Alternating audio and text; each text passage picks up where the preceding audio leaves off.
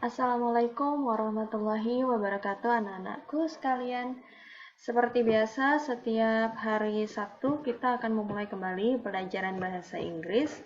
Silahkan anak-anak buka buku bahasa Inggrisnya. Kita masih memakai buku bahasa Inggris yang semester 1 untuk menghabiskan unit-unit yang belum kita pelajari. Jadi, silahkan anak-anak buka buku paket yang semester 1. Silahkan buka halaman 42, kita akan mempelajari unit yang baru, yaitu unit 5 atau unit 5, Shall we have fried rice for breakfast? Atau bahasa Indonesianya adalah, bisakah kita membuat nasi goreng untuk sarapan? Mari kita mulai. Untuk hari ini kita akan mempelajari beberapa hal. Yang pertama adalah material review di halaman 42, di mana anak-anak akan mempelajari beberapa nama makanan dalam bahasa Inggris. Yang kedua, speaking di halaman 44, di mana anak-anak akan mempelajari penggunaan kata do you mind dan shall we yang digunakan untuk menunjukkan kesopanan. Lalu yang ketiga, Ibu akan memberikan competence test di halaman 47, di mana anak-anak akan mengerjakan soal pilihan ganda 1-10. Tapi sebelum mengerjakan, simak dulu video ini sampai habis, karena Ibu akan memberikan petunjuk untuk anak-anak mengisi tugasnya. Kemudian langsung saja kita mulai material review di halaman 42-43. Silahkan anak-anak mulai bukunya di halaman 42. Di situ anak-anak lihat di tas 1 ada beberapa macam gambar, di mana ini adalah nama-nama makanan dalam bahasa Inggris. Jadi dengarkan Ibu bagaimana cara membacanya dan tirukan bagaimana cara membacanya yang benar. Yang pertama, di sebelah kiri atas, ini cara membacanya adalah fried rice.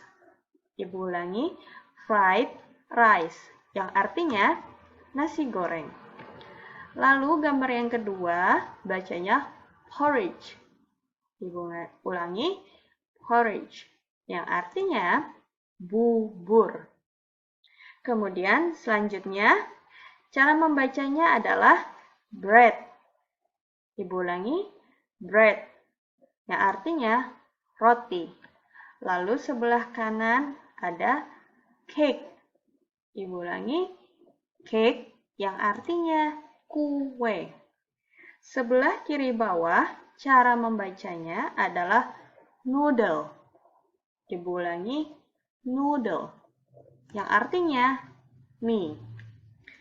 Lalu selanjutnya, cara membacanya adalah soup. Soup, artinya sup. Lalu sebelah kanannya cara membacanya adalah meatball. Meatball, yang artinya bakso. Lalu yang terakhir, cara membacanya pudding, yang artinya puding atau agar-agar. Kemudian anak-anak buka bukunya di halaman 43, kita lanjutkan cara membacanya. Di sebelah kiri atas, cara membacanya pizza, seperti yang dituliskan. Pizza, yang artinya pizza. Lanjut, hamburger. Hamburger, artinya hamburger. Lalu di sebelah kanannya cara membacanya adalah sandwich.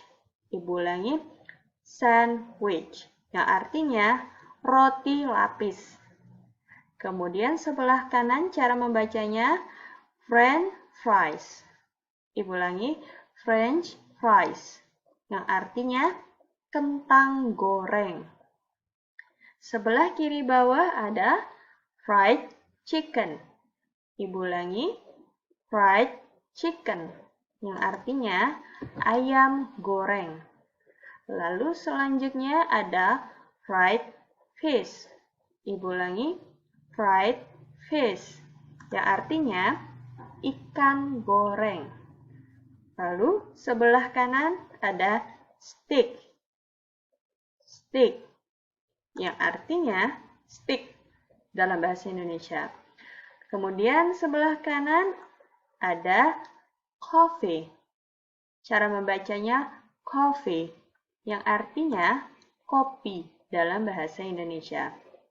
Kemudian gambar di bawahnya lagi itu ada tea. Ibu ulangi cara membacanya tea, yang artinya teh. Kemudian selanjutnya ada juice. Juice, yang artinya jus. Sebelah kanan cara membacanya milk. Milk, yang artinya susu. Kemudian sebelah kiri bawah cara membacanya ice cream. Ibu ulangi, ice cream, yang artinya es krim. Kemudian di tengah cara membacanya iced tea. Ibu ulangi, iced tea, yang artinya es teh. Kemudian gambar terakhir cara membacanya syrup. Syrup, yang artinya sirup. Kemudian Ibu lanjutkan kembali speaking di halaman 44.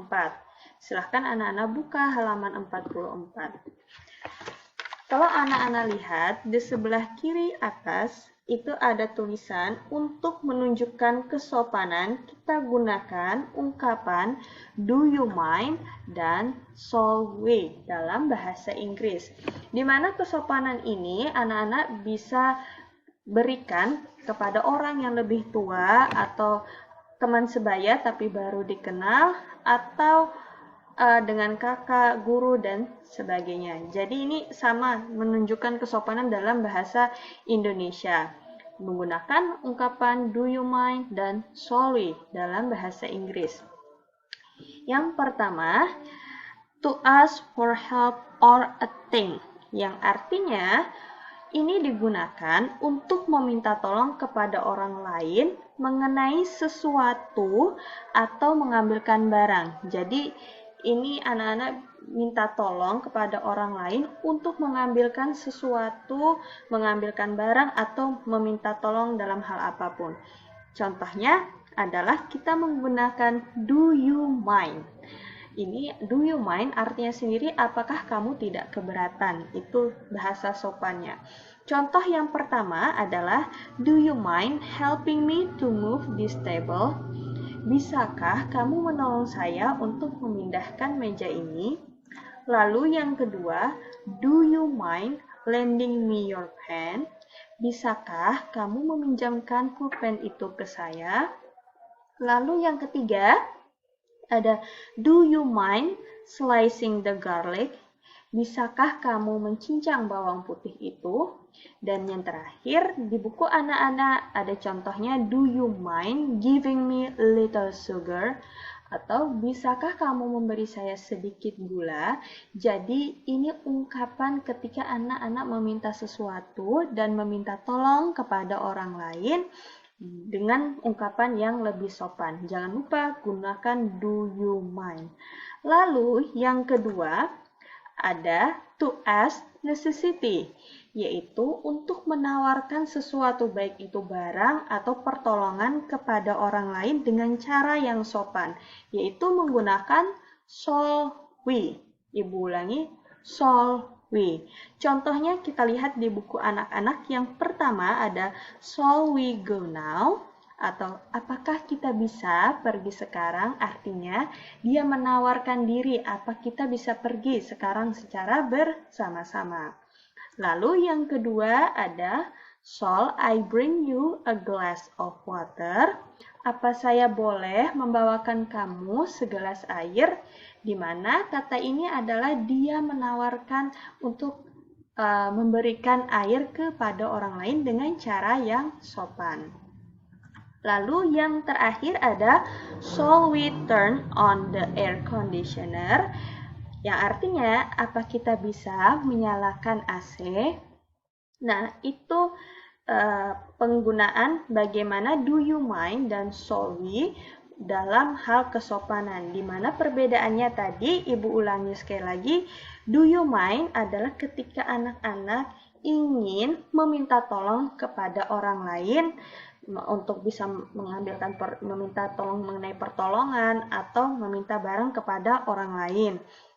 Lalu kalau shall we, sebaliknya anak-anak menawarkan jasa atau menawarkan pertolongan kepada orang lain. Itu bedanya.